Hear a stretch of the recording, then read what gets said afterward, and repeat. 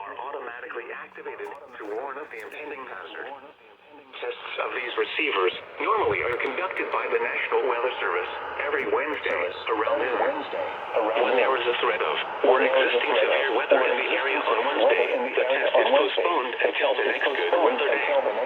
The warning alarm transmitted over this and other radio stations in southern Wisconsin will normally be activated for watches and warnings that affect the following Wisconsin counties: Richland, Vernon, Adams, Juneau, Marquette, Wausau, Winnebago, Calumet, Manitowoc, Sauk, Columbia, Greenlee, Fond du Lac, Sheboygan, Dodge, Washington, Ozark, Iowa, Vane, Jefferson, Waukesha, Milwaukee, Lafayette, Greene, Rock, Rollers, Racine, and Kenosha.